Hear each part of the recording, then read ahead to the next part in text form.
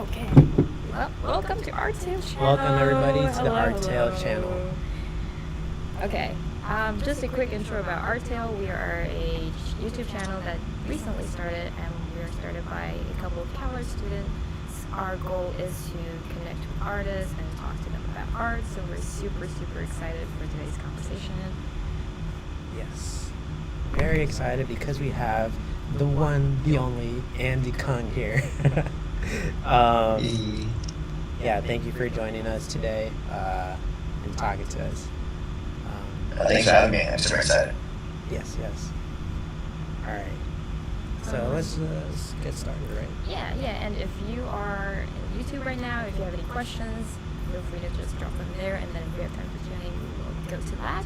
But hi everybody, my name is Sally. I am a VFA 2 character animation student here at CalArts, and also one of the founders of Artale channels. Excited to be here.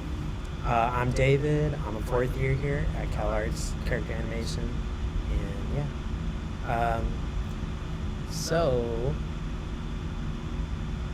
Andy here. Just a brief introduction we have for him. Andy Cung is a writer, director, storyboard artist in live action and animation with experience from studios like Netflix, Disney, Cartoon Network, and prior to his career in the entertainment industry, Andy worked as an engineer for 7 years. And yeah, we're just glad to have him here. Today's conversation is going to be about what? Yeah, so we will be asking Andy to share about his artist journey, his recent projects, and also his insights on storyboarding as a craft and pursuit, which is really exciting because both David and I, we love storyboards and we want to get where that is. So yeah. And we also want to talk to Andy about his thoughts on creating a business with teaching, because if you might know, Andy is teaching storyboards, and that's how kind of David got to know Andy in the first place. Yes. So we were just wondering if, like, you can get started on talking about your background, coming from an engineering background. Yeah. So I came from originally from Orange County, so I went to University of California Irvine (UCI) Oh, cool. and did electrical engineering. And then started my second year of college. I started working at Broadcom. So I was at that company for 7 years, and I didn't know art was a possibility until I was like 24. That's when I started taking classes at CDA. So that's when I started my art journey at 24. And then luckily that first day of class, Rad Secrets was in my class. He was sitting in on Kevin Chan's figure drawing class. And Rad's tip was like, give yourself 4 to 5 years if you're going to break into this industry, if you're starting from the ground up. And if you're lucky, maybe you'll get it in 3 years. Luckily, I did get it in 3 years afterwards. But it was great. So I basically was like juggling my day job, helping out my family, and just moonlighting as an art student. So I try to set aside 20 hours a week just drawing. So even if I'm not a full-time artist, I try to be a part-time student. So thankfully, after the 3 years, I got my lucky break on my Powerpuff Girls. And since then, I haven't really looked back. Nice. Wait, where are you from in Orange County? I'm actually from there. Oh yeah, from Lake Forest in Irvine. Oh, okay, that's cool. Didn't know. What about you? I'm from Garden Grove. Oh no way, you have family in Garden Grove. Yeah. Yeah. That's like where all the Vietnamese people are at, you know. Yeah, so many there. Yeah, that's how it was growing up, just like a lot of Vietnamese people around me. But So we might have crossed paths and I don't know about it. yeah, maybe. Oh, by the way, hi Rennie, thank you for coming. Hey. Hey, what's up? Rennie also Rennie's took awesome. Andy's class, right? Yeah, Rennie's awesome. Yeah. Ooh, cool. Okay, back to You gotta catch up. You gotta catch up, Rennie. You still need to catch up. Yeah. So yeah, something that I was wondering about was like coming from an engineering background, like what real world applications do you bring to like animation now that you had that experience? It's funny, I was talking to a buddy of mine who's a head of story, and we're talking about just our different approaches. And a lot of artists are very like, intuitive in their workflow. And we've talked about this too, you know, how we work together. I think what engineering has given me was a framework. So one of my best friends from engineering was like, what your ability is, the ability that you have is the ability to identify systems, right? So I can like look at stuff see a pattern, break it down, and create a system out of it. So that's why I have like David learned about the umbrella method, but I learned about it too. And what it is that like it's a framework to help people just kind of do filmmaking. Really, it covers everything in a very systematic, logical, step-by-step way. And it gives you the vocabulary to articulate things and troubleshoot it. I think that's coming from engineering. We have to look under the hood. We have to communicate our ideas in a way that we get everyone on the same page to work together to solve a problem, right? So I think that's really what I developed. It was this ability to look at stuff, break it down, but also break it down in a very layman's terms so that anyone can jump on and learn. And I think one of the things that I pride myself with the class is I can start off something like very basic, but by the end of it, we can go to a very high level concept. I think when I first taught an umbrella method lecture, someone was sharing this story there's a story about this college professor who taught everyone calculus in one day. Because they started off with the basic addition, subtraction, multiplication, but he threaded it through in a way that by the end of that whole lecture, at the end of the day, they understood calculus because of the foundation and the theory of that. So I felt like with the umbrella method lecture, I was able to do that. I was able to get into a lot of basic principles and constantly compound it into something that's more high level and people can understand it. Now, implementing is a totally different thing, right? Because it's understanding theory is one thing, but the practice is different. At least that's in the back of their head. So I think that's probably one of the biggest things I've developed from engineering that I brought over. That is super cool. And I also had a question about just learning to storyboard in general, because it is such a impressive, very complex skill, and you have to learn it from 0 to 100 or something like that. And what is your perspective on, say, the 10,000 hour rule, or is it just about building up experience, or is there more ways to be more intentional about learning so that you can accelerate your pace faster? If that makes sense. Yeah, I don't think there is a way to accelerate it. Mm-hmm. I think the way to accelerate is actually do intentful work. Yeah. And consistency. Mm-hmm. And then I think it's like I was talking to a friend about this. It's kind of like doing your retirement fund. It's compound. It's compounded. So at a certain threshold, I feel like that ability will grow even faster. Because now it's about surgical decisions that you're making. But the hard part is investing that first $100,000 into it, so then it starts compounding and building. So I think that is the challenge of that. And so to break it down from something that's very complicated, that's why when I teach storyboard, I break it down to very simple step-by-step things. And I'm guilty of this from learning and talking to my other peers as well. And I'm sure David knows just having worked with me. And I had a former mentee that's from Pixar this last term. Yeah. And much like you, David, his sense of story is so strong and so intuitively strong, but he was having a hard time being intentional with his choices. So once I taught him working through the script writing and the umbrella method, he was like, oh my god, now he's making choices that was intentful. He wasn't throwing mud at the wall anymore. And so he had learned the instinct intuition, but he didn't have the framework to take that intuition to put it in a way that he can then pull forth it every time he needs it. Mm-hmm. So I think that's the value that I bring forth as, and so even when I teach storyboarding, I start off from I think it's because I'm very fortunate to come from live action as well. So I started off in animation, and when we're taught animation, there was do film studies, but it never went past just doing composition studies. So you're just constantly doing composition studies, but no one's ever asking why. That wasn't until working live action where they explained all the decisions that we're making. Because animation is inspired by film, but I don't think people go deeply into filmmaking and understanding it.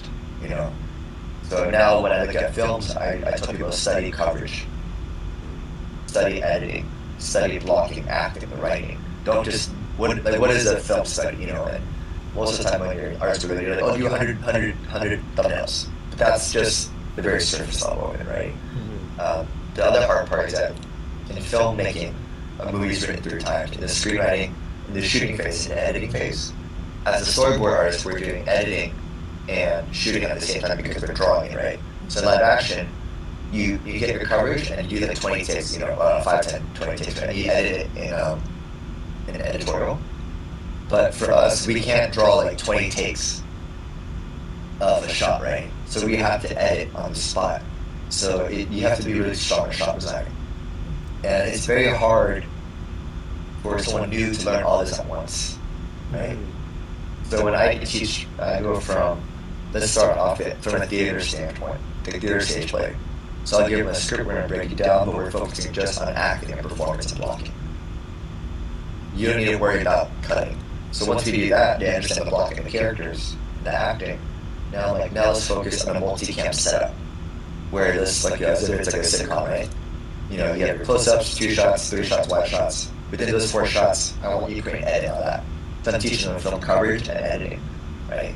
And then to throw a wrench into it, like, hey, let's anchor it all in one point of view, and then how do you fix it to another point of view, right? So then, because that would inform your editing. Yeah. And then after that, I would do like, let's do over-the-shoulder shots, introduce the Z-axis, because now you can play with composition, composing on a 3-dimensional space, right? And then after that, I'm like, okay, now that you've nailed that down, let's make it harder doing a 5-person multi-cam scene, right? So now you, because a lot of shows have ensemble cast, so how do you juggle a 5-person scene, right? So then the next assignment afterwards is like, now that you kind of got a grasp of that, let's do advanced blocking for a 2-person scene, where you are now, the camera operates inside that stage. How do you want to choose your shots in your coverage, right? And then the next thing is like, now let's do a 5-person single cam scene. So they're learning the steps at a very, like, it's almost about teaching how to tie, to do storyboard one hand tied behind your back. Right. Yeah. And then until you can grasp that, you can then get the next tool, the next tool, and the next tool. So now we're compounding your skill sets across time. But it's built upon the same principles over and over, just increase the level of difficulty. So I kind of call it through classes like, you're starting off a Charmander mode.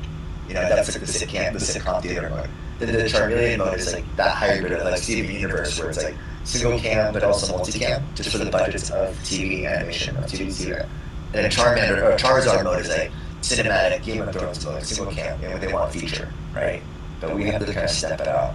So that's kind of my kind of take on it. Because I worked with a lot of students and other upcoming talents in our junior story artist industry, and they lack so much of their foundations. And even for a lot of people that are more senior storyboard artists, they have it, but it's on intuition. Yeah. Right? Yeah, so that's the difference. Yeah, that makes a lot of sense, because when you're boarding, there's so many aspects of it that you need to think of.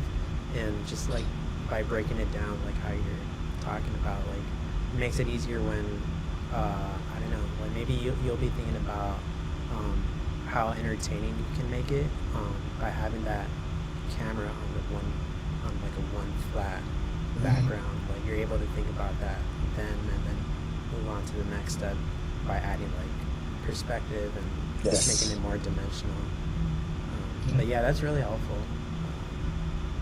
Yeah, and also talking about live action, you've worked on a film, Code 8, right?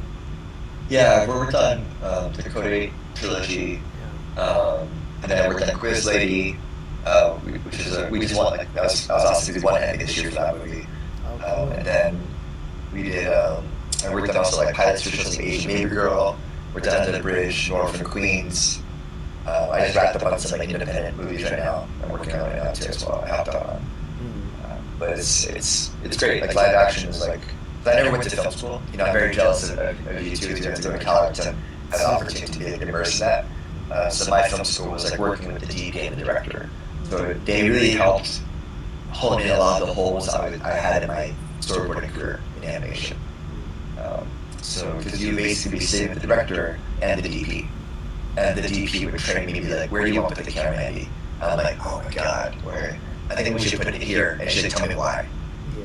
And then I have to explain why. She's like, that's not a good enough reason. Here's why. You know, or she's like, the story isn't on that point of view. It's on this character. So our camera should be anchored on them, right? Or they taught me how to shift points of views in the story, stuff like that, you know. So it taught me there's a systematic way to make film where you can be very intentional about it. So that was probably the big takeaway. Because you know, in animation, we put the camera anywhere, right? Yeah. But to tell a story, you should be very deliberate about where you put the camera because you're communicating something to the audience. Or one of the big things between like TV boarding and feature boarding is the lack of point of view. Okay. Yeah. Because that point of view is what creates empathy in terms of your filmmaking, right, for the characters. So no matter what you're constantly shifting character point of views throughout the story. You're latching onto some character. So even though it's like, suppose like in anime they have a shot like someone sleeping, then the next shot's like tree lines, phone lines, whatever, right? But it's still based on the lingering feeling of what that character is, right? Because once you're editing, that creates a certain temperature to go to that next shot, right? Even though it jumps back to that character again. So even though these are like external like B-roll footage, it's still anchored on that character's emotion and feeling, right? So we also wanted to talk about Thao. Yeah, just how's your experience working on that, and how did you decide like what to showcase in the short film animatic that you made? Because it's such like a big, I mean, I'm assuming it's a big story world with a bunch of characters and stuff, but specifically you chose to showcase those ideas in the short film animatic, and I was just wondering like what went into that.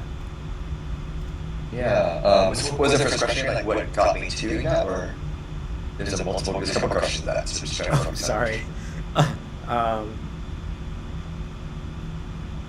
guess I was just asking like what made you make it in the first place. Like what inspired it was actually working on, I won't say what movie it is, but I was working on an Asian film, an Asian-centric story at Netflix. That was, the heads of the department were all white people. The director is white, the production designer is white, the co-director is white, the editor is white, character designer is white, editor is white, writer is white.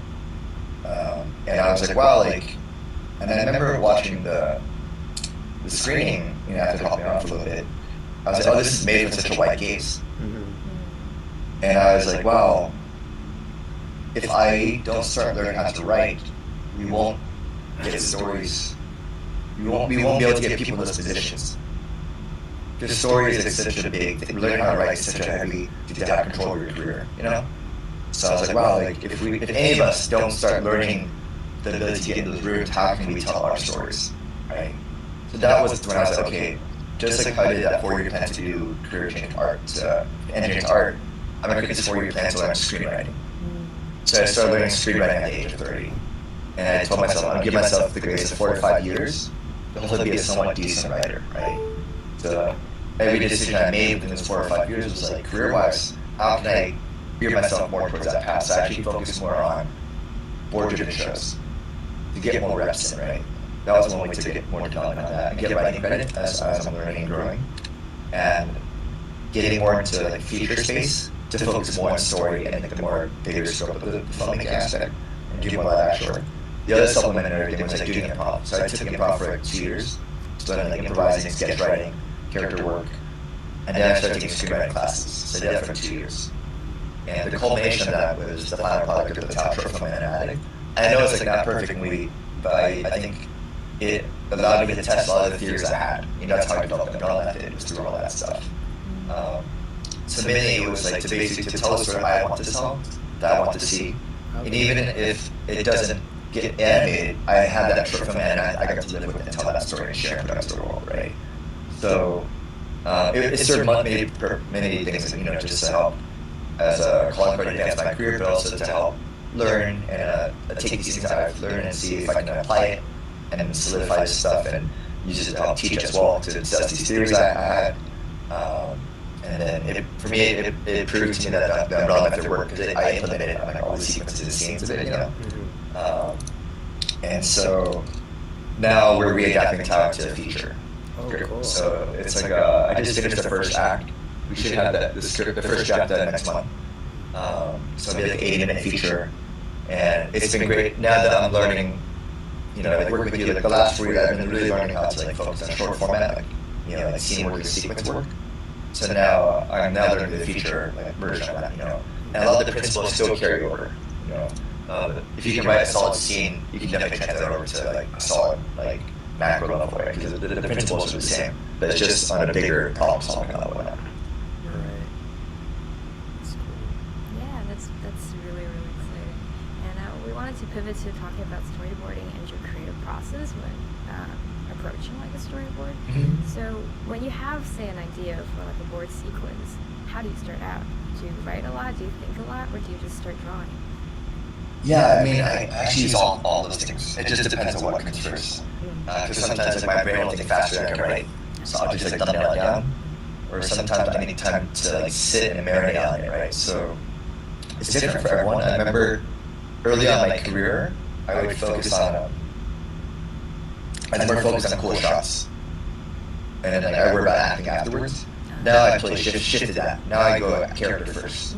After learning screenwriting and like learning more character work and improv and stuff, I'm like, oh, it all starts with the character. What does it want? What's the subtext? And then from that, like, what are the verbs that they're playing off of to get what they want? You know, what are the obstacles? And then from that, like, what is their emotion? And then certain images might come to my head, so I just jot it down. But really focusing on a character frame standpoint, and letting that kind of play out in my head. And then I'll start like kind of like editing that, thinking about, okay, now I go into the character, the blocking, where do you want with the camera? To get certain coverage I need, or to create certain compositions I want to tell that story.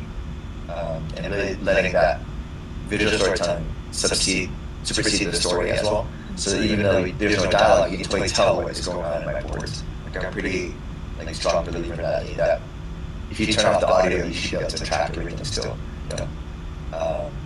So, and then, now with the umbrella method, like, it's pretty, like, intuitive for me now.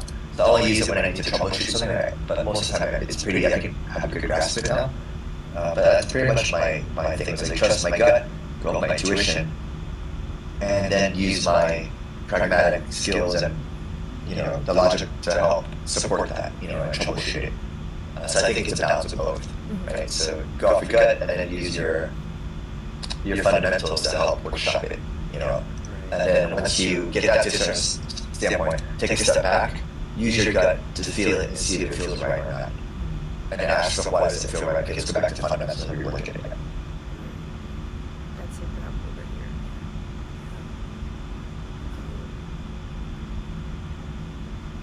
over here. Also, one more thing too. I actually do a lot more writing now than before I boarded, because I blew out my shoulder from drawing so much.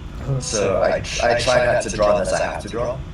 So I even changed the way I draw. So like the way I draw is like very appealing, but it's like it's fast, it communicates well, and it does exactly what I need. So I really found a way to optimize my workflow now. So like whether it's like upfront writing, shot listing, small thumbnails that are like that's what I have.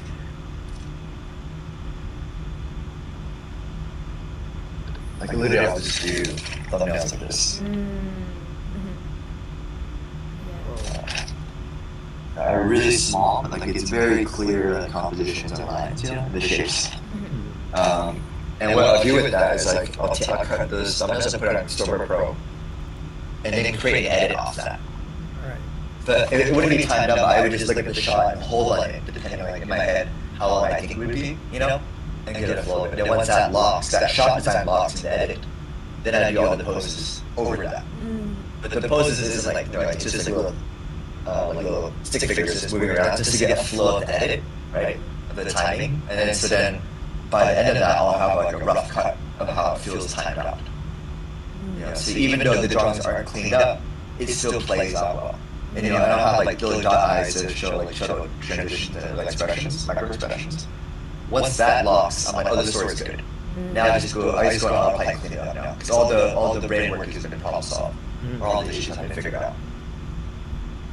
That process makes a lot of sense, because sometimes I just go in and storyboard and I realize the shots aren't like flowing when the story isn't really flowing. So I need to go back to like my outline. So it's so true that to figure out a lot of the brain work before you do a lot of the details or like. Yeah. I really do feel like for me it's like 90% of it is actually prep work. Like 80 to 90% is prep work. Then the last like 10 to 20 is execution for me. Yeah, that makes sense. So the analogy I always tell my students is like, imagine like you're taking a final from class, right? If you have to figure out how to solve that problem on the day of the final, it means you didn't prepare. Like you should show up being like, okay, let me solve this. I'm not trying to solve the problem, let me like just solve it. I'm not trying to like figure it out. That's how I feel about it. Like all the figuring out should be done already. So when the problem comes, like you just know how to attack it. When you're trying to like prep for a storyboard, does design ever come into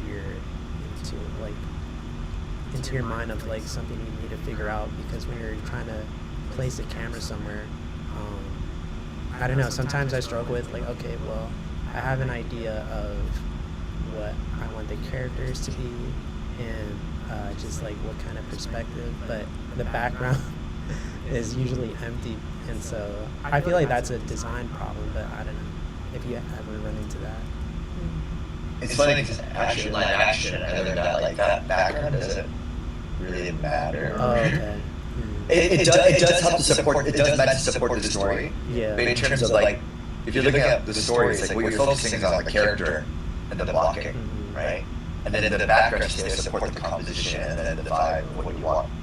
All right. So, or what you do for live action, like you use that blocking, and then when you're on set, you're like, okay, let's readapt that intention, but with this set now.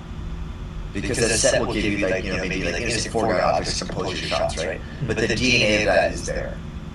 So for me, it's like, so now like when I board, I actually try to do a lot of research. Like I'll do my thumbnails, and then I'll ask for the sets. Or if there's no sets built, I'll research like images of what I want the set to feel like, to get ideas of how to iterate on top of it, to hone in the shot twists and the stuff, right?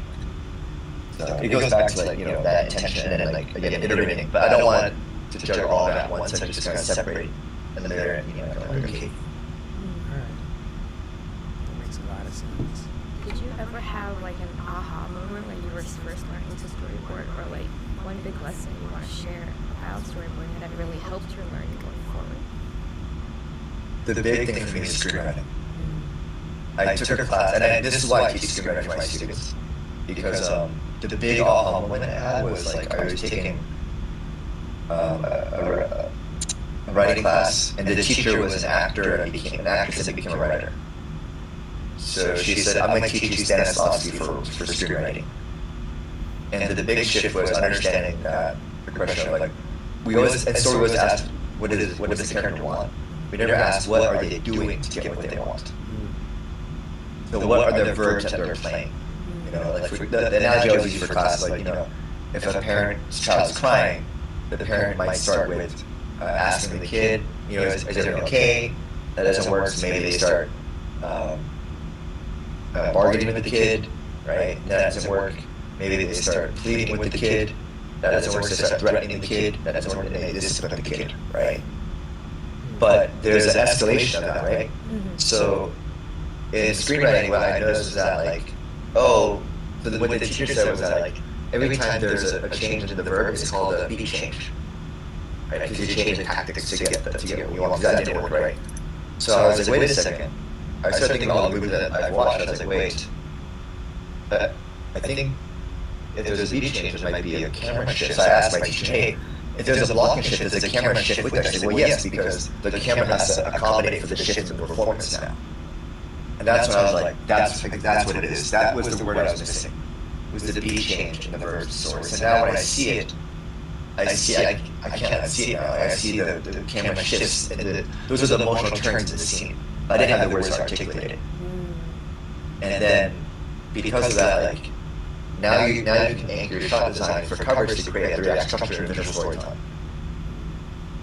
That was my big breakthrough. So then I started I changed everything about, I kind of reframed everything the way I did boarding. And where I tested out that method of that, so that eventually turned to the umbrella method. I kind of just took what my teacher taught, but really like honed it down even more and refined it. I actually adapted it or tested out on the Arlo sequences that I did. Oh, okay. And it worked. So I was like, okay, let me take this, I think this works. Let me apply it to Arlo. And then that worked really well. So then I did it again the next sequence, and that worked really well. So I just kept on redoing it. And I'm like, oh, this actually works now. Because we see it in filmmaking, but we haven't had a way to articulate it, right? So like, I remember sharing the methods for Rad, where I was like, oh, you cracked it. I was like, what do you mean? He's like, we all do this intuitively, but you have found a way to articulate it in a way that's verbal and visual for people to learn now. So that's why like I can, that's why I think I can identify systems really well. And if I can create a system and give it to you, you can then you can now use that system to get the results. So like last year we did like a short film animatic showcase in my class. We did 24 short films, and everyone's stuff like came out like really solid. Because I was like, oh wow, I can finally scale talent now, you know, by putting them like through this curriculum. So that would probably be the big breakthrough I have, like learning screenwriting. Because that was like, again, like if the movie's like 3 times, we're learning like shooting and editing all together. The missing component was like actually acting and screenwriting. So by understanding that, I can actually now like attack. I have 4 ways to attack a problem now, versus being limited to just 2, right? And ironically, these problem solving are dependent on these 2, right? Because our point is to bring these stories to life. So you can't understand these 2, then you actually shoot yourself in the foot.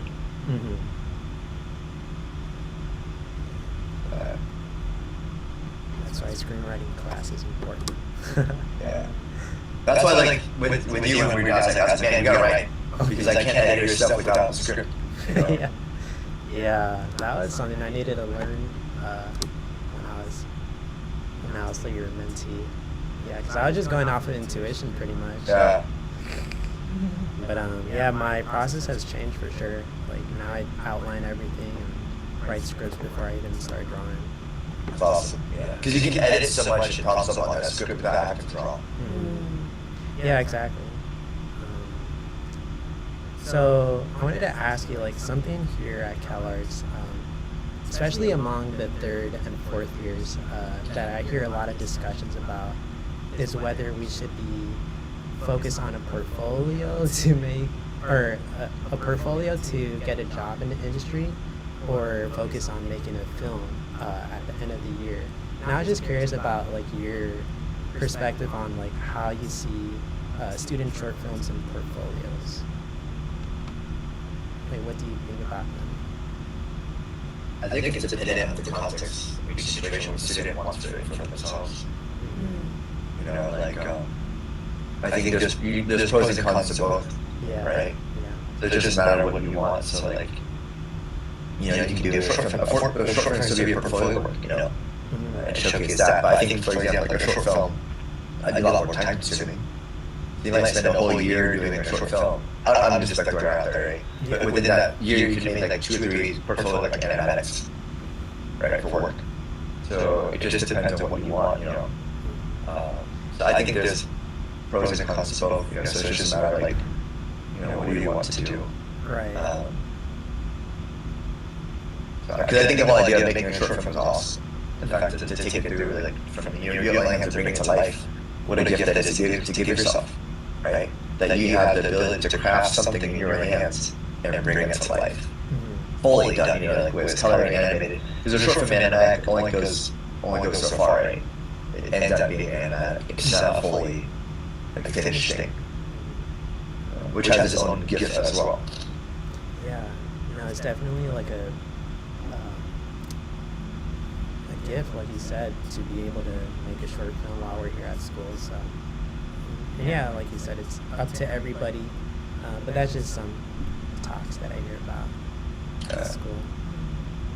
Because I can totally see, like, for example, like, if someone was like had different financial circumstances, you know, where like dude, I gotta get a job after school. So they might shift and be like, I'm gonna go crank out, like, get my reps and do 3 or 4 sequences, and just like submit every quarter, you know, just in the back of the recruiter's mind, you know, or just like keep pumping out work to get that visibility to get a job, you know. Like if there's that need for survival, then that might be a different thing, you know. Whereas like, where if you don't need to focus on survival, then making a short film might be more luxury for you. We do have that luxury here at school. Alright, so yeah, we also just wanted to talk about, I mean, you spoke about it a lot, your class that you teach, and I was just curious personally, like, what made you, like, get into that, because I feel like it's such a big responsibility to be teaching to students who are coming up, and yeah, just how did you get prepared for that? I've always loved teaching. I just didn't know I just didn't expect to be teaching as a career opportunity, as an educator. So I used to teach and tutor like in college as well. So I've always had a knack for that, and I've always loved studying and learning. Like that's always like my favorite place to be. Is like just listening to podcasts, breaking stuff down. It's just kind of my passion. Like I'm more of a student first and I'm a teacher for myself. And the reason why I teach is to give back to the community, really, to just be of service. Because when I went from engineering to art, I was like, wow, this is where I belong. This is like my personal truth I want to pursue. And once you pursue that personal truth for your life, it's very living honestly and authentically to who you are as a person. So you start attracting the things that are best kind of support you in that path for yourself, you know. So I'm like, man, if I have this privileged opportunity to give back, then I should do that. And I want to do that.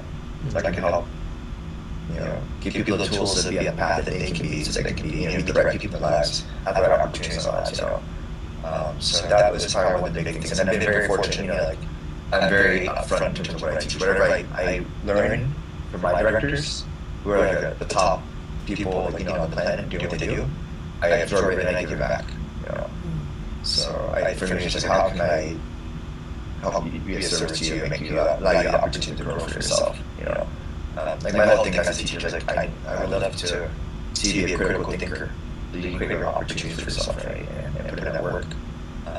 Or a lot of people kind of close to their lives and their careers, and then 20 years pass by, they're like, shit, I haven't done anything for myself. So I tell my students, like, I'm not teaching you to be a storyboard artist. I'm teaching you to be a writer director. Now, if you choose to be a storyboard artist, that's your choice. But you're making a conscientious decision now, right? But if you want to be a writer director creator, you also have the tools for that. I don't want you to like not be aware. I want you to be aware so you can make that choice. Do you want to be a hand, or do you want to be a creator? The power is in you now, right? But at least you're aware of it. It would hurt me for like somebody like 20 years ago, oh my gosh, I should have done this.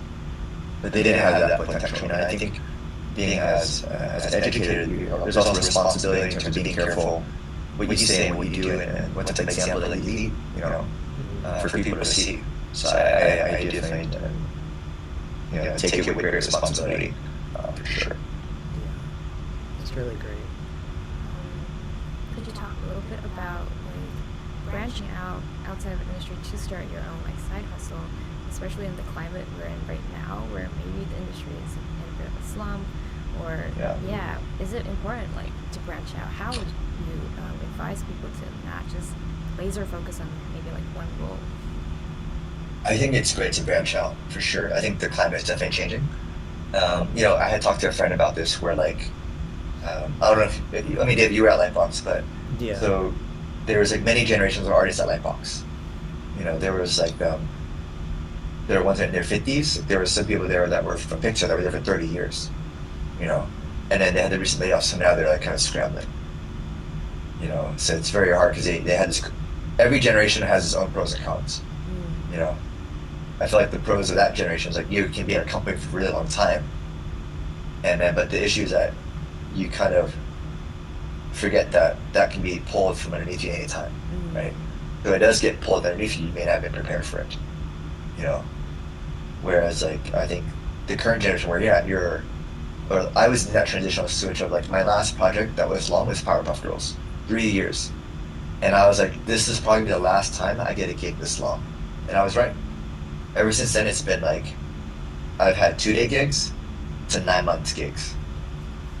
Nothing has passed 9 months for me. So it means that you have to hustle more, either be the best at what you do or learn different skill sets, So the advantage for us now, we may not have that 30-year cushion, but we're at the climate where there's different opportunities where technology, whether it's content creating, streaming, or other avenues, right? Which maybe the older generation may not be familiar with because of just technology, right? So there's different pros and cons for each generation. So for me, it was always about the reason why I started teaching was because I quit Netflix to work on Thao, and I was like, well, I need to pay my rent, so let me start teaching. But I was very fortunate that things worked out, and I really care about teaching. The one advice I always tell people: if you don't care about it, maybe you can try it out and see to see if you do care about it. But if you don't care about it, you won't take off. Because you have to really love through it and stick through it. Because like, if I was teaching just for the sake of money, I think my students would feel that for sure. But they know I genuinely care about it. I'm very passionate about this stuff, and they feel it. And they see that, you know, I try to do my best to help bring down the paywall as well for students to give them opportunities to learn. You know, so like my friends were talking to me about getting to content creating. It's not for me. You know, I've seen friends that do it, and it's they have like a full team. They have like an editing team, a management team, a shooting team. And I was like, it goes back to branding. What you want to be, what you want for your life. You know, I want to be sales writer director. You know, that's my goal. Right. So the decisions that I want are be gearing toward to do that. You know, but for teaching, like it's. I think if I was to do content creating, it would be very different. It'd be more like every frame I'm painting, where I make video essays that are educational that can be of use for people, but you wouldn't see my face. You know, that's how I would. So you would have to do that. That would get me excited to do content creating, but the whole idea of like vlogging and sharing that, it's just not for me. You know, and to each their own, right? So you have to find what resonates with you, because there's such a higher barrier of entry to like just get through that. And then the rule of thumb I was taught was like, it takes if your business can survive 3 years, then it should probably be able to hang out afterwards. If you can't get past that 3-year mark, it's gonna be quite the struggle, right? And then like I've been teaching for 5 years now, and it's like, the business is growing, you know, because of that momentum. But if you can't, like I've had people that like started teaching just because they needed money. That's fine, you gotta do it for survival, but then like they don't last because they realize how hard teaching is, and they can't stick through it, you know. So like that was actually advice from like Kevin Chen and Peter Han. They're like, if you want to teach, you have to out-teach everyone. You have to stay the course like this, so that you become the person that people go to for boarding. So if like Peter Han, people go to him for dynamic sketching in the foundation. For figure drawing, people go to Kevin for figure drawing, you know. So like I want to be that person. I was like, okay, you want to learn boarding, go to Andy. So that means I had to keep going at it, you know. And even for marketing and stuff too, I remember asking my students like, when she worked in marketing, and she was like, I was like, you know, marketing like, takes a long time. She's like, yes, it does work, but she says the best marketing is actually word of mouth. It's personal recommendation. And she said the only way for you to get that is that you have to keep on teaching and maintain your quality, and make sure the quality keeps getting better and better and better. You know, and then that way people want to, like, they go to you because they know they'll get a return on their money, right? That's what they want out of it, right? So that's one aspect of the business side of it. I think the other thing that's shifting for me is also I've been working more internationally with other clients worldwide now, because the globalization of the industry is changing. A lot of outsourcing, a lot of opportunities with indie projects overseas. So I think, and then because I'm now learning Vietnamese again to get better at my language, eventually I want to learn Japanese. So because the more languages you learn, the more opportunities you can open for yourself. You're not tied to just one market, right? So that's something I've been encouraging my students, like, you know, thinking about the future in terms of like where this industry is going and changing. You know, it's going to be globalized. So how do you prepare yourself for that globalization of the market? And so that's an aspect. But I think the other thing is like, you know, diversifying your portfolio. So like when the animation industry was down, I had, in terms of being in America, right, when the animation industry was down, I had live action pick up. When the strikes were happening, live action down, so animation picked up. You know, when both of those are down, I have international markets to dip into. Or I have teaching to help carry me, you know. Or with teaching and international market, that makes up for the other two, right? But if things are really hot, then all 4 of those avenues are hot, right? So if you're relying on one thing, that's when it becomes kind of tricky. And I have a lot of friends that come up to me like, dude, like, I need to make money. How do I do this? I gotta make something overnight. I'm like, that's not how it works, man. You can't. That money doesn't come overnight. And so I told him, like, this teaching has been like, I've been doing this for like 4 years, but also I've been planning this once I broke into the industry. Where like, I want to grow and be really good at what I do, so I can share that. You know, because I can provide value for people. You know, that's what it comes down to. Like, can you be a value for other people, and then can you be so good that someone wants to make money off you? That's the aspect of it, right? You know, So I mean, that's how Hollywood works. Like, oh, I can make money off this person. Let me make money off you. You know, that's really what it comes down to. So I mean, the other more like nicer reframe is like, how are you being a service for others, right? How do you provide value for people? I mean, we can definitely, or I can definitely see that in your classes. When I took it, it was very helpful. And yeah, I can tell that you care a lot, which is, yeah, really cool. And something that we should all strive for, I feel like. And with that being said, you're offering a class promotion for your class, right? Yeah, this is like just for like the CalArts people, you know, for recruits. Yeah, I think it's like the code is like CalArts 15. Okay. So you use it for the upcoming term is like 15% off whatever on the store. So like for the audit tier or for the feedback tier or whatever. So it's for you guys. Yeah, there you go, you guys. You can use that code and get a discount on Andy's class, which I personally recommend. Oh, thanks, man. Yeah, it's been fun. Yeah, I love seeing your short film too. That's awesome. Thanks Thanks you for sharing that. Yeah. It was a lot of work. I was like, this is a lot of work. It was like, so much. Yeah, it took me quite a while. But thank you for even watching it. Yeah. Oh, of course. It's so cool to see. It's really cool because you kind of like gave me the caveat, and I was like, oh, I see what he's saying now. In terms of like, yeah. Yeah, I wasn't too sure like what I was doing at the start of that film because it was my first one technically. So it's kind of abstract, but yeah. So it's what a gift that you give yourself that you made a short film, you know, that you basically created from your own hands. And like that's a huge, like, it's such a huge confidence boost, you know, for everyone that can do that. Because it means like you don't have to be relying on other people to make something. You can just create it for yourself. Right. So, yeah, because with engineering, it takes like a company, unless you're a programmer. But like if you're doing like hardware, you need like a factory, you need a bunch of people to create something, you know, to bring to the audience.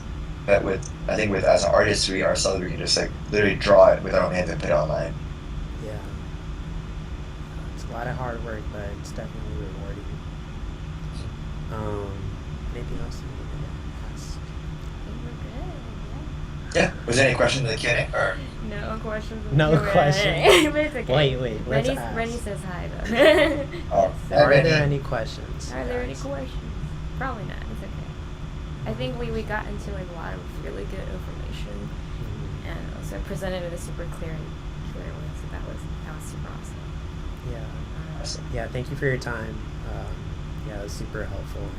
I'm sure anybody watching it like understands like why your teaching business is successful because you shared a lot of wisdom, which is really helpful. Well, thanks for having me. But yeah, and I think when I'm back in the new year, if I'm in town, if you guys want to do like an in-person talk, I'm totally down for that too. I was visiting like CalArts, Oh, wait. so it's fun. Rennie has a question. Okay, we'll wait for Rennie. A question. Rennie. Rennie's a badass. Yes, I So know. it's so Your good. work is amazing. Okay, so in terms of shorthands, do you time yourself when you're working? And if so, what time limit do you give yourself? Was Rennie's question. Good question. Good question. I don't really time myself. I mean, there's like a method. I try to actually do. So I don't time it for the show, but I try to get like 2 blocks of time for work, and just kind of focus for like 30 minutes and take a break, and then jump back into it in 30 minutes, and just see how far I can get. But I try not to like linger on a drawing. I'll leave it at that. So I do kind of keep I'm spending too much time on this drawing. Time to move on. Because it's about just like getting that first iteration done, you know, and then you can edit off of. So like right now, I'm like helping out on a friend's project. I'm just like, this is gonna do, you know. But I think a lot of it was like a lot of the planning. I said like get all the problem solving done. So when I put the thumbnails and do all the edits, and I do, and I'm just like, okay, good. I can just start going autopilot and clean it up now. So I'm pretty fast when it comes to cleanup for me because it's just so fun working in TV animation.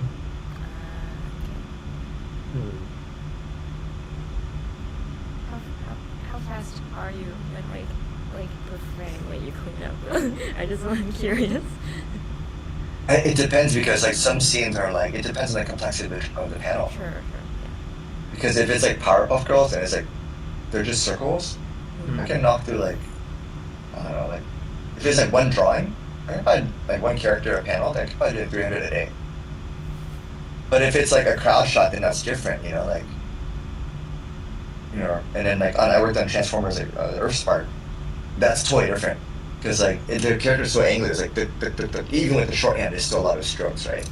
And there's like that, and then those ones are like ensembles, so there's like 5 or 6 characters in every shot, right? Yeah. So when it comes to cleanup, it's like it really depends on the So I don't like it when people are like, oh, I can do like 200 panels a day. Well, what does that mean?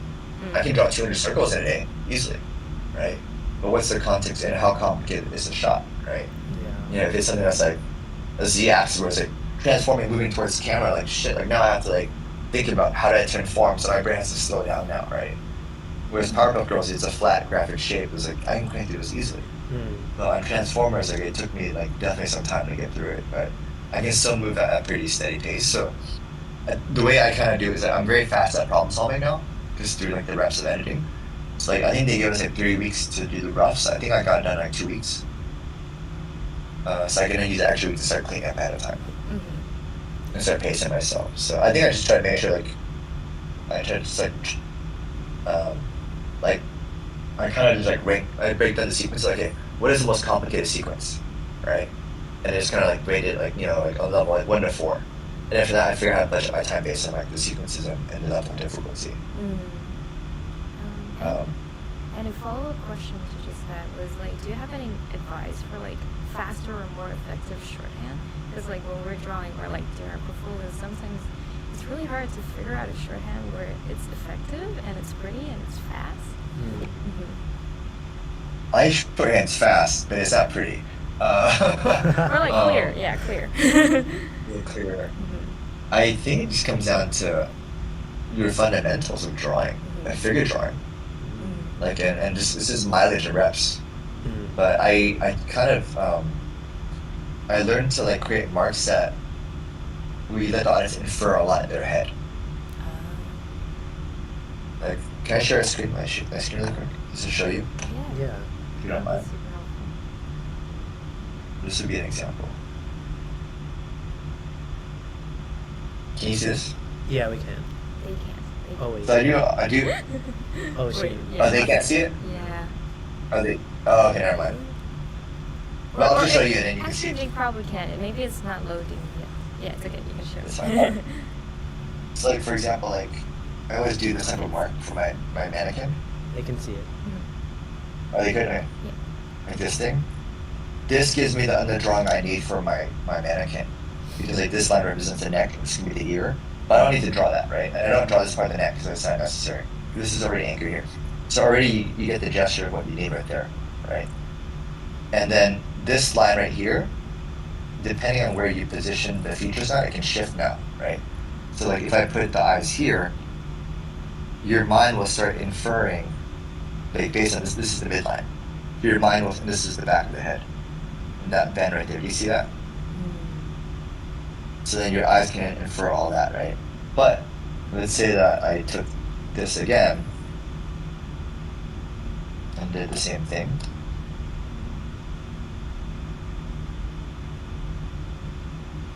This is shift the gesture like this. What if I did something weird this now? Like, I can then change this where this is the midline. This represents the midline. And the eyes are over here now. And now it becomes like that now. Do you see that? Oh. So the same, I'm repurposing that same mark now, but for different things now. So a lot of my mannequins I start with this shape. And then this is like, our minds can infer this here with the neck. And now I'm just focusing on the shoulder gestures, right? I can do this, do this, you know, or so that's bad, right? But, you know, something like this, right? Does that make sense? Yeah, it does. And I use a lot of like straight versus curves, just for clarity's sake, you know. So I use a lot of straight lines to help communicate, or even like just being aware of like just simple shapes. Like if this is very different than this. Like I'm well aware of that, right? Because that means its perspective is tapering, right? So that means it's an upshot. So I'm aware that like the volume of that is this now.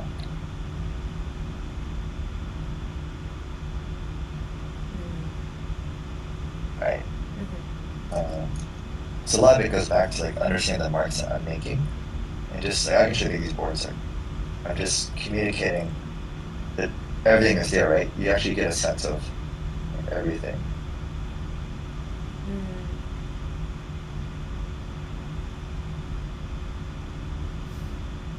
Whoa. Let me just go maybe just because the beginning so that makes sense. The drawings aren't pretty, but like they're very clear and they communicate. And the big thing for me is communicating space and having that dimensionality. But that's why like I use that kind of like someone called like a flag sail or like a mannequin, that head.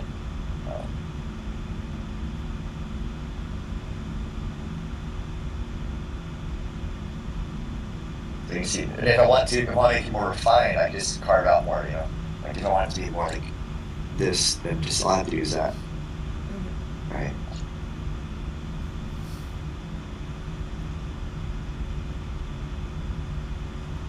I don't need to do all that, right? So I'll say that for cleanup. So for thumbnails, I just focus on this. Oh, okay. So you can see here, these are my thumbnails, so I'll just clean it up now. But the marks and the perspective are all there. So like these are my thumbnails. A lot of that like head shape. Yeah, but that's kind of like my workflow. Nice. That is super, super helpful to see. So in terms of like fast, I use a lot of like straight lines and tapered shapes. Again, it's not the most, like I don't think I'd be getting a job at Disney. It's what, Disney wants you to draw like a certain house style, Right. But for me, I'm just like, I care more about the directing and the story. Because if you want me to draw it like nice, I can make it look nice afterwards. But more for me, it's like, let's just get the story working. The rest is just like our gloss and glaze. Because if the story is so shitty, it's still a shitty story. Like, it doesn't matter how like polished it is,